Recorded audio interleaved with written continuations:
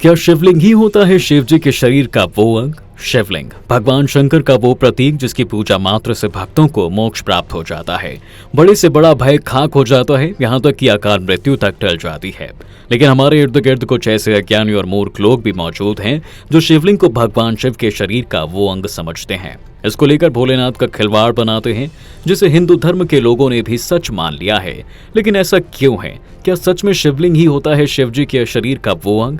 दरअसल देवों के देव महादेव का प्रतीक है शिवलिंग। संस्कृत में इसका अर्थ होता है शाश्वत और प्रतीक, जो कि मिलकर बनता है शिव का प्रतीक, या फिर यूं कहें कि शिव का अंश। शिवलिंग का एक अर्थ अनंत भी है, यानी कि जिसका कोई अंत ना हो, वही शिवलिंग है। और इस शिवलिंग से ब्रह्मांड की उत्पत्ति होती है। वेल, ये हम नहीं कह रहे हैं, बल्कि ऐसे शिव पुराण में भी बताया गया है, जिसको लेकर एक पौराणिक कथा बेहद प्रचलित है। मान्यता है कि एक बार भगवान विष्णु और ब्रह्मा जी में इस बात को लेकर विवाद हो गया कि उनमें सबसे श्रेष्ठ कौन है। जहां ब्रह्मा जी सृष्टि के रचयिता होने के कारण श्रेष्ठ होने का दावा कर रहे थे, तो वहीं भगवान विष्णु पूरी सृष्टि के पालनकर्ता के रूप में खुद को श्रेष्ठ कह रहे थे। इसी विवाद को सुलझाने के लिए भगवान शिव ने एक दिव्य शिवलिंग को उनके समक्ष प्रकट किया, जिसे धर्मशास्त्रों में ज्योतिर्लिंग भी कहा जाता है। इससे आवाज आई कि जो भी कोई इसकी शुरुआत या फिर अंत को ढूंढेगा, वही सर्वश्रेष्ठ कहलाएगा। जिसके बाद दोनों देवता ने सहमति से इसके आदि और अंत की तलाश करने के लिए विपरीत दिशा की तरफ निकल पड़े। अब छोर ना मिलने के कारण विष्णु जी वापस तो लौट आए और उन्होंने अपनी पराजय स्वीकार की, परंतु ब्रह्मा जी ने केतकी के फूल की सौगंध खाकर उनसे यह झूठ बोला कि वह उस छोर तक पहुंच गए हैं। बस फिर क्या था, ब्रह्मा जी का सत्य सुनकर स्वयं शिव जी वहां पर प्रकट हो जाते हैं और उन्होंने ब्रह्मा जी का एक सिर काट दिया और केतकी के फूल को श्राप दिया कि शिव की पूजा में कभी भी केतकी के फूल का इस्तेमाल नहीं होगा। जानकारी के लिए बता दूं कि इस घटना के पश्चात शिव जी को कभी भी केतकी का फूल नहीं चढ़ाया जाता।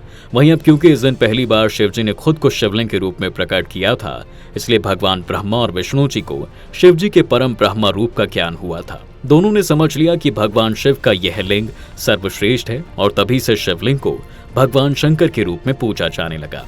दोस्तों, माना जाता है कि इसमें ही पूरी सृष्टि समाहित है, इसलिए शिवलिंग को शरीर के उस अंग से जोड़ना एक बड़ी भूल है। ऐसा बताने वाले मूर्ख लोग हैं या फिर जानबूझकर हिंदुओं के धर्म से खिलवाड़ कर रहे हैं। इसके बहकावे में आपको बिल्कुल भी नहीं आना चाहिए। उल्टा दोस्तों, यह धरती, यह ब्रह्मांड और हम और आप जिस पर घूम रहे हैं, इसके पीछे कुछ और नहीं बल्कि भगवान शंकर का शिवलिंग ही है। अब ऐसे में आपके मन में सवाल उठ रहा होगा कि जब शिवलिंग भगवान का वो अंग नहीं है, तो आखिर इसका आकार ऐसा क्यों?